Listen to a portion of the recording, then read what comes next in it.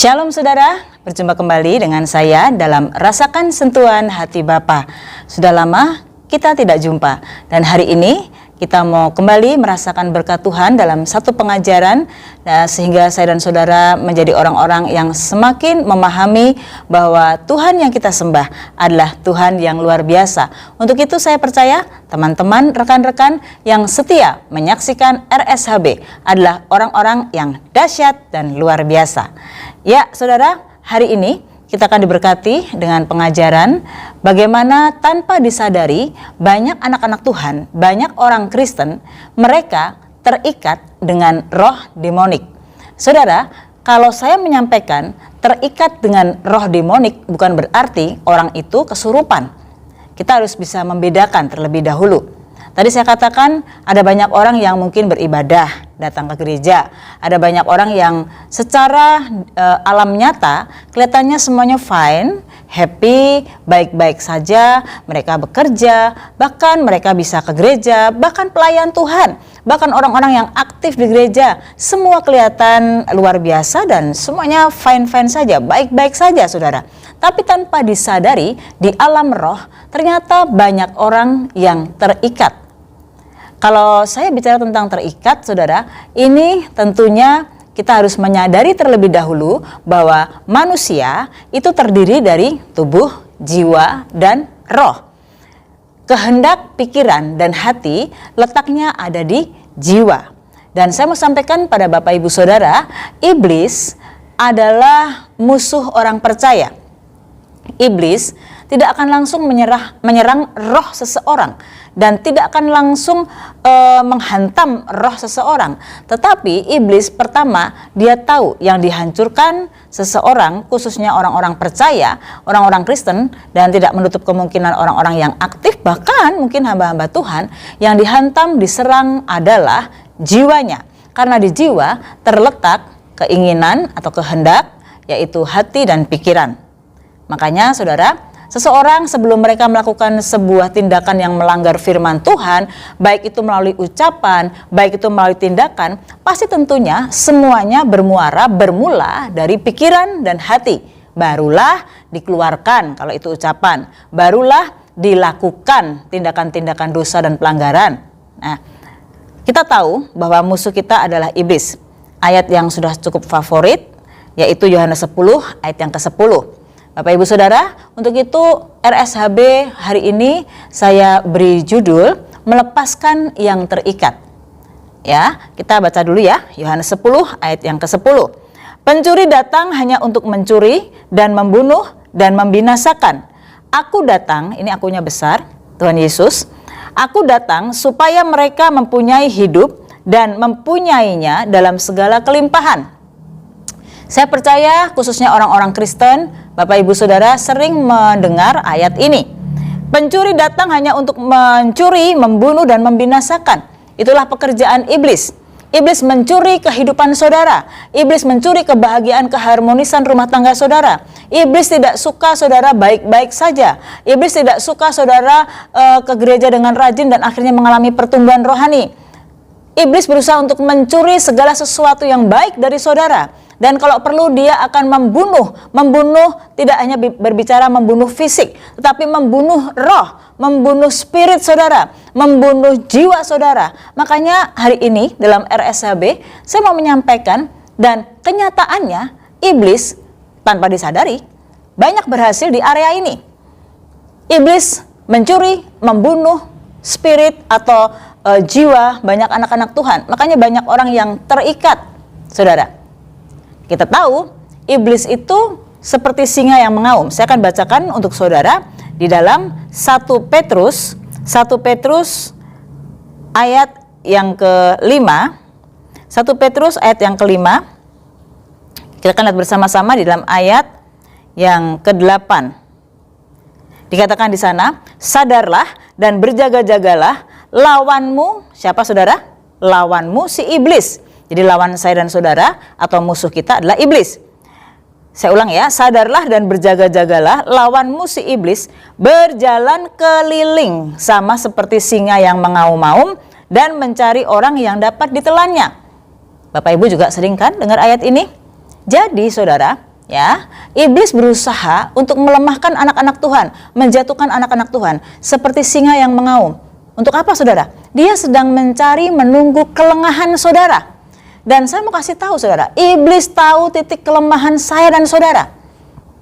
Dan setelah dia tahu, saudara, maka dia berusaha untuk memikat kita. Bapak Ibu dengar baik-baik.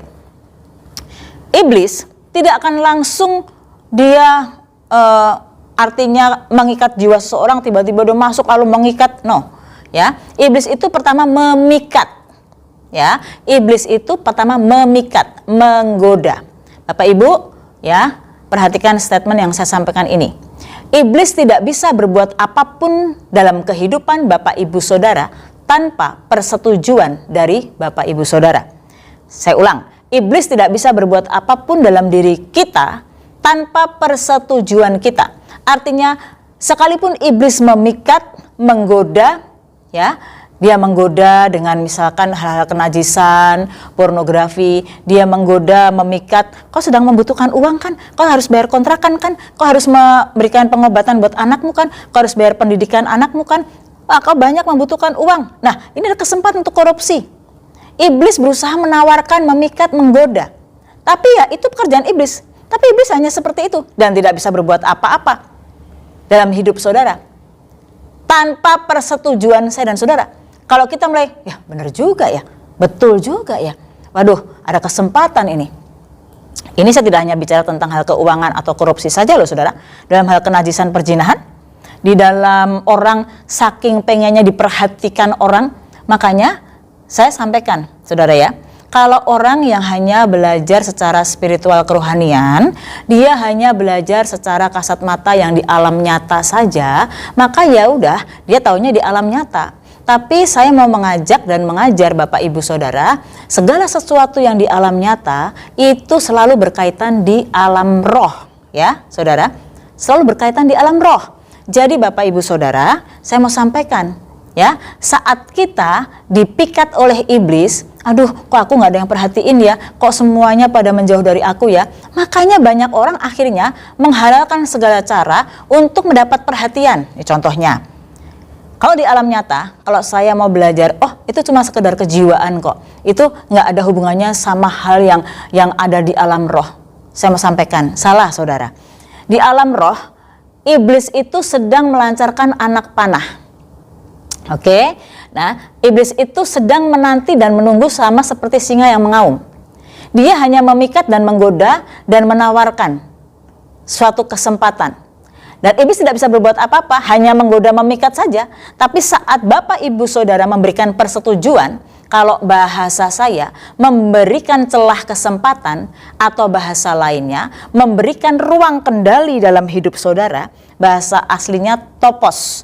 Ya, bahasa Yunaninya topos. Topos itu memberikan kesempatan dalam hal ini, ya saudara, bukan kairos tapi topos. Topos itu memberikan ruang kendali hidup saudara. Sedikit saja pada iblis, di alam roh, dia langsung akan ambil saudara. Jadi sebelum iblis mengikat, dia memikat. Paham Bapak Ibu Saudara? Setelah memikat, dia mengikat. Kena dia. Ini orang paling senang kalau dipuji. Maka dia diikat. Ya, kalau di alam spiritual, makanya banyak roh-roh demonik. Roh-roh demonik itu Bapak Ibu Saudara, ya, dia setiap kita manusia, ya, kita diberikan malaikat pelindung. Amin, Bapak Ibu Saudara, Tuhan memberikan malaikat pelindung. Yes, saya setuju. Ya, tetapi Lucifer iblis juga tidak akan diam. Dia juga mengutus setiap demonik-demoniknya untuk satu orang satu. Ngapain? Untuk mereka menunggu kelengahan satu-satunya.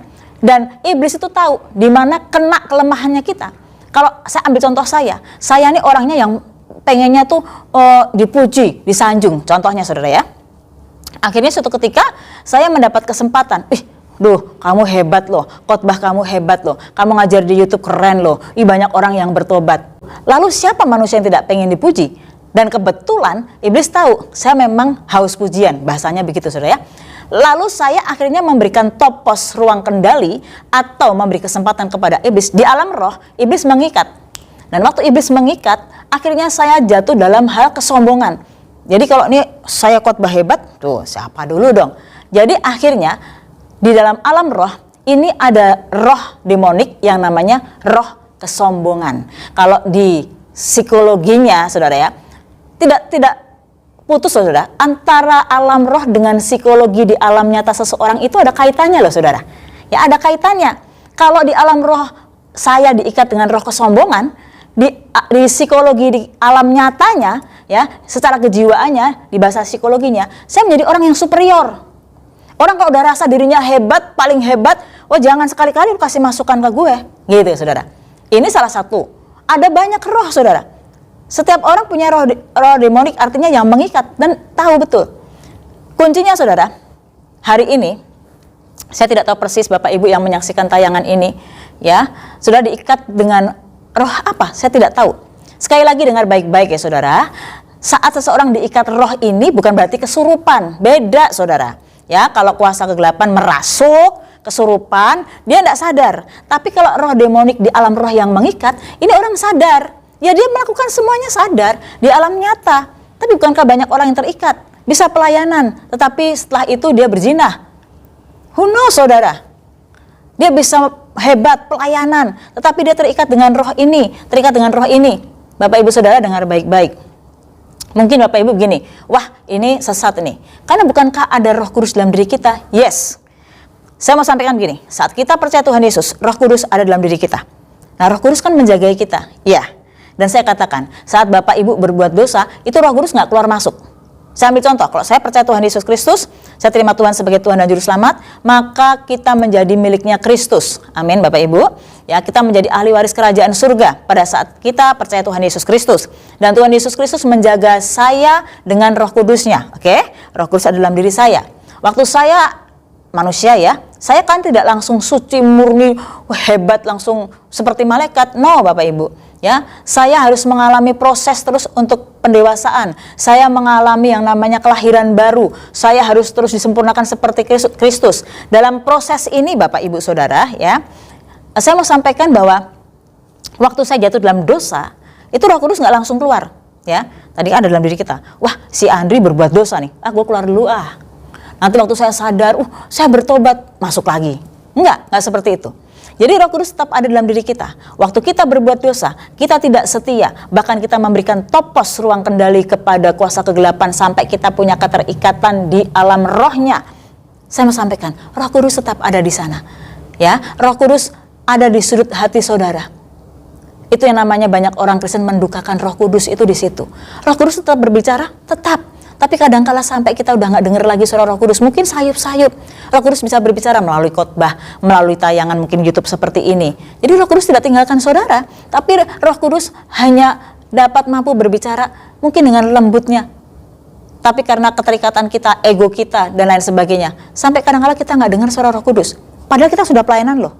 Pertanyaannya, bisa saudara? Bisa. Untuk itu setiap saat kita harus peka mendengarkan suara Roh Kudus, bangun hubungan dengan Tuhan, ya, minta pengurapan Roh Kudus setiap saat, biar Roh Kudus, ya, Bapa di surga Tuhan Yesus itu full power dalam diri kita. Saat kita full power Roh Kudus membakar diri kita, saya mau sampaikan pada saudara, jiwa roh kita tunduk pada pengaturannya Tuhan. Saya mau sampaikan jujur saudara, tidak jamin orang yang kelihatannya melayani, kelihatannya menjadi pendoa syafaat, kelihatannya hebat, itu adalah orang yang sudah perfect. Orang yang sudah sempurna, orang yang betul-betul sudah bersayap seperti malaikat. No, saudara. Ya, tidak. Ya. Untuk itu, bagaimana kita bisa lepas dari keterikatan? Bagaimana kita mau melepaskan orang yang terikat, yang ada di sekeliling kita begitu banyak, saudara? Kalau kita sendiri terikat, orang buta tidak akan pernah bisa menuntun orang buta. Jadi sebelum kita melepaskan orang yang terikat di sekitar kita, kita harus pemetaan dulu dengan diri kita bersama dengan Roh Kudus. Roh Kudus, bantu aku terikat dengan roh apa? Kalau selama ini aku senang bohong, sebentar-sebentar bohong, menutupi bohong dengan bohong. Aku punya hutang, tapi aku butuh uang, tapi aku pakai alasan apa untuk aku membohongi agar aku dapat duit dari dia, dan seperti itu. Tapi memang besok minggunya pelayanan, tapi sebenarnya ada kebohongan yang aku simpen, bohong terus. Saudara, itu di alam roh disebut dengan, saudara, diikat oleh roh dusta. Ya, demoniknya roh dusta. Di alam nyata, ya, secara alam nyata, kalau orang awam, wah ini tukang bohong, terkenal tukang bohong. Tapi di psikologinya, dia itu mitomania, ya, sehingga sebenarnya berkaitan antara kejiwaan dengan roh, spirit di alam roh itu sebenarnya ada, saudara ya, ada. Bukan lepas begitu, saudara. Untuk itu Tuhan Yesus menyembuhkan, dia penyembuh yang holistik. Tubuh, jiwa, dan roh datang kepada Tuhan Yesus. Tuhan Yesus pulihkan, sembuhkan secara holistik. Tubuh, jiwa, dan roh. Kalau roh kita, kalau jiwa kita dibersihkan dengan firman Tuhan, kita belajar untuk rendah hati. Tuhan benahi aku Tuhan. Aku tahu iblis seperti singa yang mengaum.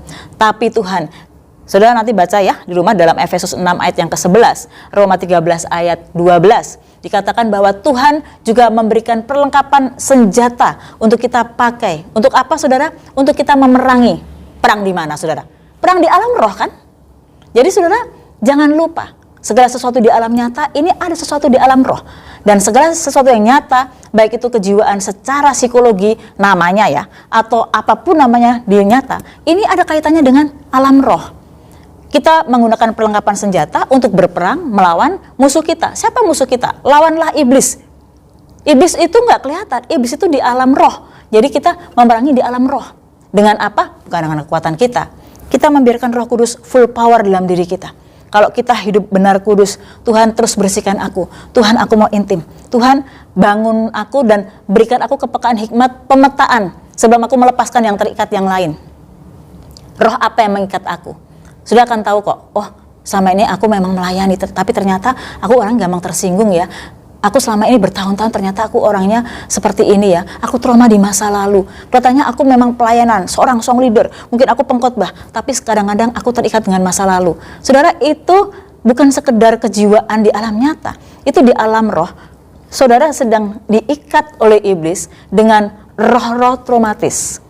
Jadi setiap roh itu juga pasti ada namanya ya. Roh ini, saudara ya. Dan itu di alam nyatanya pun, saudara, itu akan membentuk sebuah karakter. Karakter itu kan bicara sebuah habit, sebuah kejiwaan, gitu. Ya, jadi saya mau sampaikan pada saudara, sama seperti kalau sudah pernah lihat boneka yang ada benang-benangnya dimainin begitu. Nah, iblis kalau di alam roh sedang memainkan kita, kalau ini orang yang terikat, saudara ya, maka di alam nyatanya yang dilihat ya hanya boneka yang bergerak-bergerak. Tetapi sebenarnya dia sedang terikat dengan benang, dimainin sama roh-roh demonik yang ada di alam roh. Bapak Ibu Saudara, sebelum saya tutup saudara ya, dalam pelayanan saya sebagai seorang konselor, di baik itu yang melayani, saya melayani konselor di kantor saya di wilayah Kedoya, maupun saya melayani di rumah saya di Ciledug, ataupun saya melayani saudara di Rempoa Bintaro dengan tim saya ya. Dengan jelas saya dapat melihat sangatlah penting orang-orang percaya menyadari akan pola kerja kuasa kegelapan. Sebab iblis bapa pendusta. Ya saudara, ingat baik-baik, iblis bapa pendusta. Sehingga segala sesuatu yang benar ya diputarbalikkan sama dia. Gitu saudara ya. Itu yang di YouTube itu bohong itu bohong. Itu yang begitu-gitu mah itu sok ngeroh banget. Sok ngeroh. Bapak Ibu sudah dengar ya, sebelum saya tutup gini. Kalau ada bahasa, ini orang ngeroh banget sih, saya akan jawab, betul, tapi juga salah. Betulnya begini, lu terlalu ngeroh banget. Saya mau jawab, betul. Setiap saat kita harus ngeroh. Ngerohnya kita, saya mau kasih tahu, setiap detik menit kita harus ngeroh bersama dengan Tuhan. Setiap kehidupan Bapak, Ibu, Saudara, semua aspek kehidupan kita bersentuhan dengan Tuhan Yesus loh. Kita masih bisa bernafas, anugerah Tuhan. Masih bisa bekerja, anugerah Tuhan. Segala sesuatu Allah turut bekerja untuk mendatangkan kebaikan. Segala sesuatu Tuhan bisa berfirman, bicara dengan kita melalui apa saja. Kalau saudara, wah ngeroh banget. Maksudnya ngeroh di sini saudara. Setiap menit, setiap saat kita ini ngeroh itu dalam artian kita selalu berhubungan dengan Tuhan. Oh, untung aku nggak naik bis ini ya. Ternyata aku tahu bahwa bis ini kecelakaan. Artinya saudara, semuanya itu memang kita berkaitan dengan yang namanya Tuhan Yesus, yang namanya rencana Tuhan, yang namanya ngeroh kan. Nah, salahnya saudara, mungkin maksudnya kalau lu ngeroh banget sih, kadang-kadang sampai saking ngerohnya juga nggak pada penempatannya. Ini saking ngerohnya nih, Tuhan hari ini aku gunting kuku nggak ya? Wah itu ngeroh yang salah. Tuhan hari ini aku keramas nggak? Udah 3 bulan nggak keramas Tuhan. Tuhan jawablah doaku. mungkin dengan petir. Berikan tanda Tuhan, kalau ada petir aku keramas. Wah, itu keterlaluan saudara ya, itu ngeroh yang salah. Tapi kalau lu tuh terlalu ngeroh, saya jawab iya. Saya jawab ya, setiap saat aku harus ngeroh. Ngeroh artinya apa? Kita ini setiap saat, setiap menit harus berjalan dengan tuntunan Roh Kudus. Kalau Roh Kudus jadi penguasa tunggal dalam hidup kita, maka saya mau sampaikan, saudara akan bisa pemetaan untuk diri sendiri.